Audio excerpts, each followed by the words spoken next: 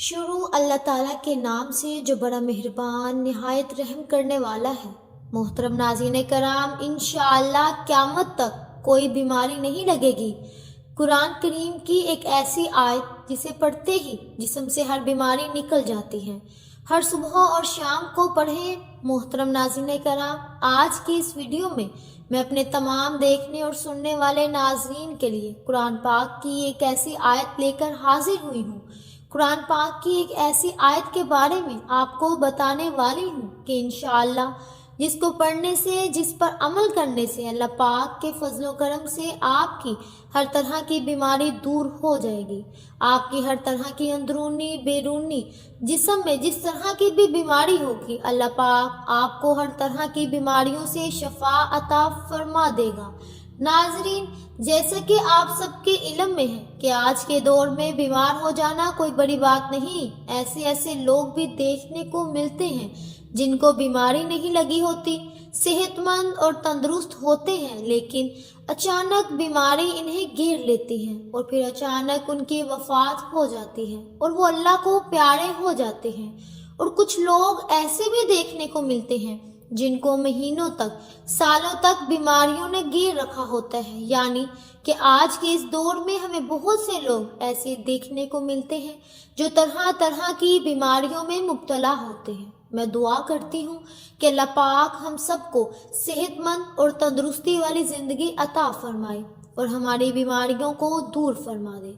آمین ثم آمین۔ ہم سب کو شفا عطا فرمائے، اور جتنے بھی لوگ ہسپتالوں میں داخل ہیں اور بیماریوں کی وجہ سے پریشان ہیں، اللہ پاک ان سب کی بیماریوں کو دور فرما کر ان پر ہر طرح کی متاجی سے محفوظ رکھے۔ آمین۔ آپ لوگ بھی کمنٹ باکس میں ایک بار آمین لکھیے۔ کیا پتہ کسی کی دعا کس کو لگ جائے اور کس کا بیڑا پار ہو جائے۔ محترم ناظرین کرام، آج کی اس ویڈیو میں آپ لوگوں کو قرآن پاک کی جس آیت کے بارے میں بتانے والی ہوں، وہ آیت بہت ہی پیاری ہے، بہت ہی خاص آیت ہے۔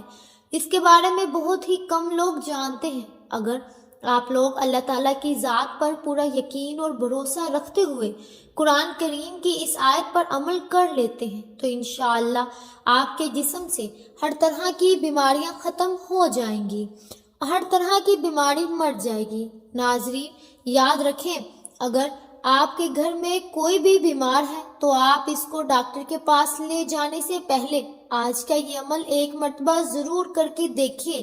اس کے بعد آپ چاہیں جہاں مرضی اپنے مریض کو لے کر جا سکتے ہیں، لیکن جو آج کا عمل بتانے والی ہوں یہ آپ نے ہر حال میں کر لینا ہے، کیونکہ ناظرین یہ تو ہمارا ایمان ہے کہ قرآن پاک شفا ہی شفا ہے۔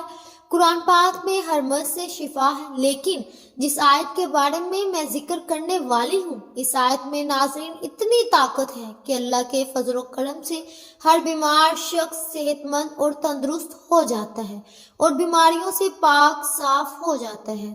ناظرین، تقریباً ہر انسان کو اپنی زندگی میں چھوٹی بڑی بیماریوں کا سامنا کرنا پڑتا ہے۔ بہت سے لوگ زندگی کے مختلف ادوار میں موذی امراض کا سامنا بھی کرتے ہیں، جن میں سے بعض اللہ تبارک و تعالیٰ کے حکم سے شفا یاب ہو جاتے ہیں، اور بہت سے لوگ ان امراض کے نتیجے میں موت کی وادی میں بھی جا اترتے ہیں۔ بیماری کوئی بھی ہو، ہر انسان کے لیے مشکل ہوتی ہے، جس سے نہ صرف انسان خود تنگ ہوتا ہے بلکہ اس کے گھر والے اور اس کے رشتہ دار بھی اس تنگی اور مشکل کا سامنا کرتے ہیں۔ کسی نے کیا خوب کہا ہے کہ جان ہے تو جہان ہے۔ اس دور کے اندر جو بیماریاں عروج پکڑ رہی ہیں، ان بیماریوں کا علاج اس روحانی عمل سے بتائیں گے۔ آج کل سرکاری ہسپتالوں کے اندر خواتین آپ کو لاکھوں کی تعداد میں ملیں گی جن کو ڈاکٹر جان بوجھ کر آپریشن کا مشورہ دیتے ہیں۔ ڈلیوری آسان بھی ہو تو اس کو آپریشن کی زد میں لایا جاتا ہے۔ ویسے تو قرآن پاک پورا کا پورا شفا یاب ہے۔ حضرت عبداللہ بن مسعود رضی اللہ تعالیٰ عنہ سے روایت ہے کہ میں جناب رسول صلی اللہ علیہ وسلم کی خدمت میں حاضر ہوا۔ آپ صلی اللہ علیہ وسلم کو شدید بخار تھا۔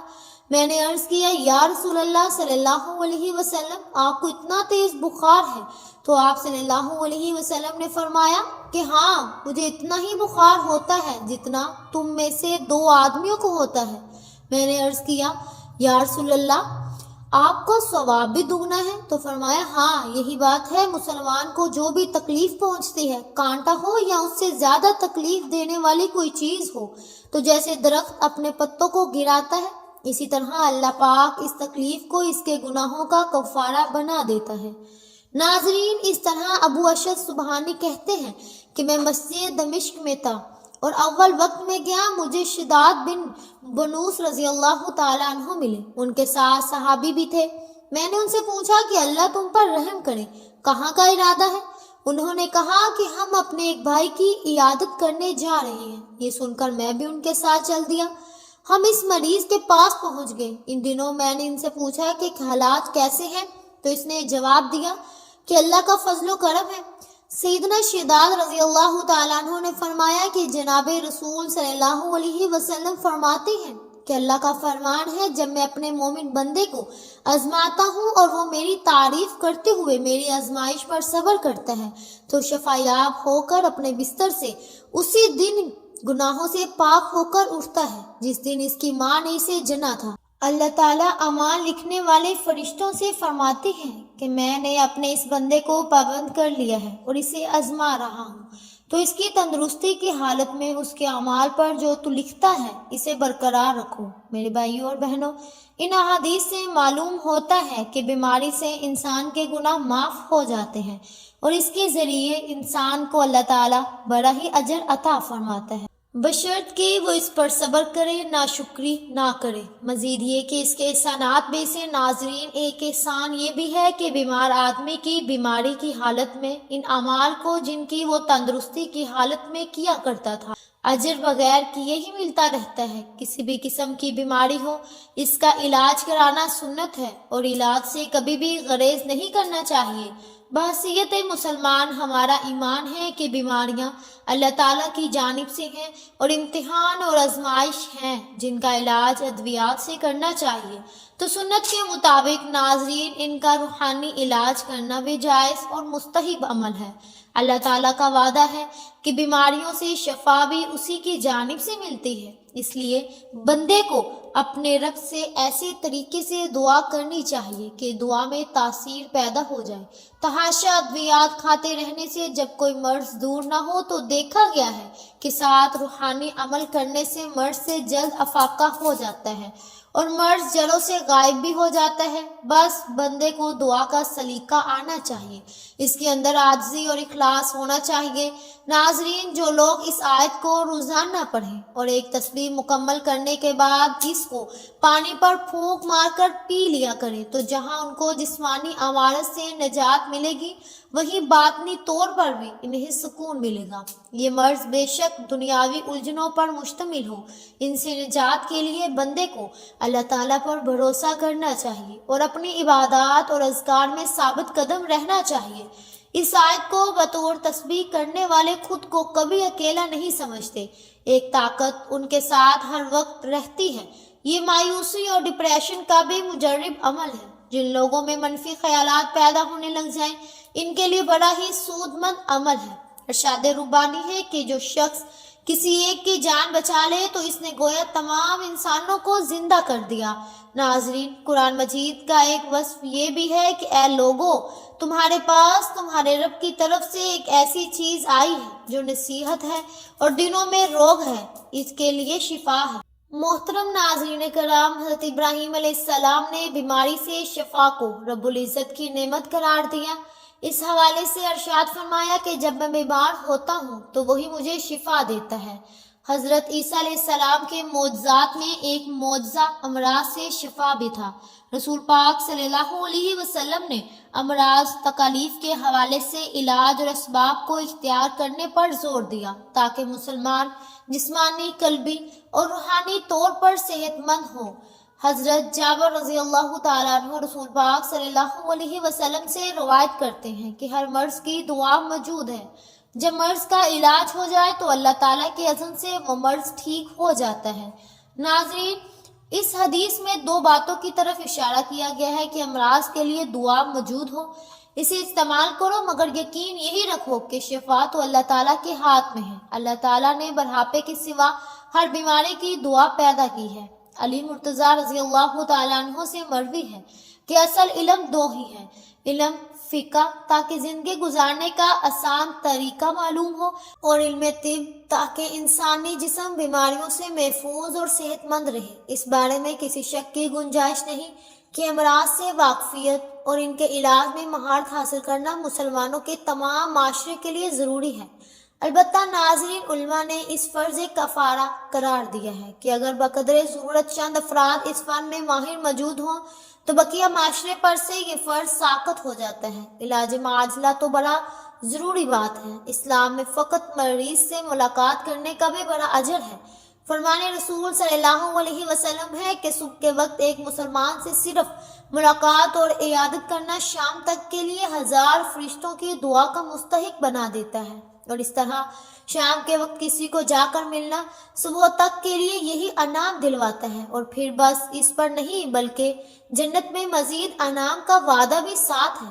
ناظرین، آپ صلی اللہ علیہ وسلم کا ایک اور فرمان ہے کہ اللہ تعالیٰ قیامت کے دن فرمائے گا کہ اے ابن آدم، میں مریض تھا، تو نے میری تیمارداری کیوں نہ کی؟ تو بندہ عرض کرے گا کہ اے اللہ، میں آپ کی عیادت کیسے کرتا، حالانکہ آپ تو رب العالمین ہیں، یعنی کہ آپ بیمار ہونے سے پاک ہیں۔ تو اللہ تعالیٰ کی طرف سے جواب آئے گا کہ میرا فلاں بندہ مریض تھا، تو نے اس کی تیمارداری نہیں کی، کیا تجھے پتہ نہیں کہ اگر تو اس کی تیمارداری کرتا تو مجھے اس کے پاس پاتا؟ سبحان اللہ۔ ناظرین، آپ صلی اللہ علیہ وسلم فرماتے ہیں کہ جب کوئی شخص کسی مریض کی تیمارداری کے لیے جاتا ہے تو اللہ تعالیٰ 70,000 فرشتے مقرر فرما دیتے ہیں جو اس کے لیے دعائیں مغفرت کرتے رہتے ہیں۔ جب قدم زمین سے اٹھاتا ہے تو اس کے لیے نیکی لکھی جاتی ہے، اور جب قدم زمین پر رکھتا ہے تو اس کا گناہ مٹا دیا جاتا ہے اور اس کا درجہ بلند کر دیا جاتا ہے، یہاں تک کہ وہ اس مریض کے پاس تیمارداری کے لیے جا بیٹھتا ہے تو اللہ تعالیٰ کی رحمت اسے ڈھانپ لیتی ہے، اور اس وقت تک اللہ کی رحمت میں ڈھکا رہتا ہے جب تک مریض کی تیمارداری کر کے واپس نہیں آ جاتا۔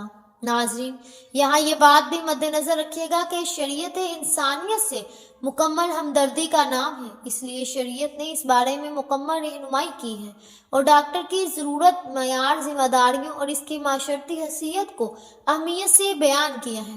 اللہ تعالیٰ نے اس کائنات میں زہر کے ساتھ ساتھ اس کا تریاق بھی پیدا فرمایا ہے، اور بیماریوں کے ساتھ ساتھ اس کا علاج بھی۔ رسول پاک صلی اللہ علیہ وسلم نے فرمایا کہ اللہ تعالیٰ نے بڑھاپے کے سوا ہر بیماری کی دعا پیدا کی ہے۔ اب یہ انسان کا کام ہے کہ وہ اللہ کی دی ہوئی عقل اور تجربے کی قوت کو استعمال کرتے ہوئے دعاؤں کو دریافت کرے۔ اس کام کو میڈیکل سائنس اور ڈاکٹر انجام دیتے ہیں، اس لیے اس میں کوئی شبہ نہیں کہ انسانی خدمت کے پہلو سے ان کی خدمات نہایت اہم ہے۔ بھوکے کو کھانا کھلانا، محتاج کو کپڑے پہنانا، معذور کو کام میں ہاتھ بٹانا اور ضرورت مند کی حاجت پوری کرنا، یہ سب مخلوق کی خدمت ہے۔ لیکن انسان سب سے زیادہ خدمت کا محتاج اس وقت ہوتا ہے جب وہ مریض ہوتا ہے۔ بیماری انسان کو اس مقام تک پہنچا دیتی ہے کہ کھانا موجود ہونے کے باوجود وہ کھا نہیں سکتا، ہاتھ پاؤں سلامت ہے لیکن وہ چل نہیں سکتا، اور تیمارداری اور مددگاروں کے رحم و کرم کا محتاج ہے۔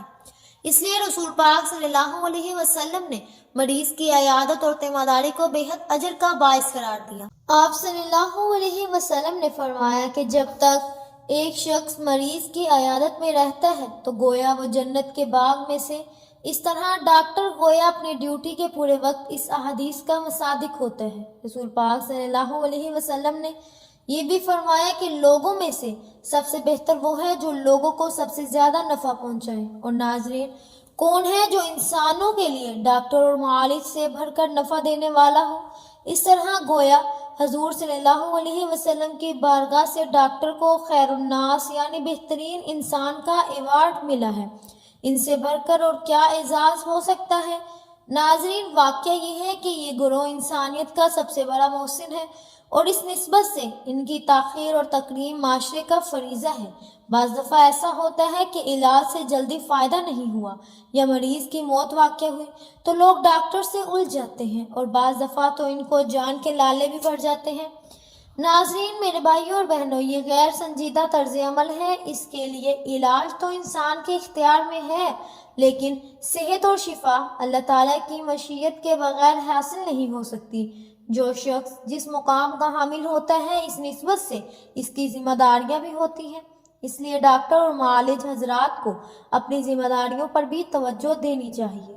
ڈاکٹر کا بنیادی فریضہ یہ ہے کہ وہ اس پیشے میں خدمت کے پہلو کو ہر دم مقدم رکھے، اور ہم تو یہ نہیں کہہ سکتے کہ وہ مریضوں کا علاج مفت کر دے اور اپنے گھر سے دوائی لا کر کھلا دے، لیکن یہ ضرور ہے کہ اس پیشے کو محض تجارت اور بزنس نہ بنائے، اور اجرت کے ساتھ ساتھ اجر کے پہلو کو بھی ملحوظ خاطر رکھا جائے۔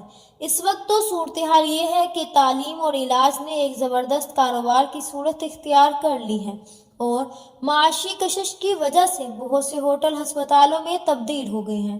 ڈاکٹروں کی فیس مریض کے لیے ناقابل برداشت بوجھ بن گئی ہے۔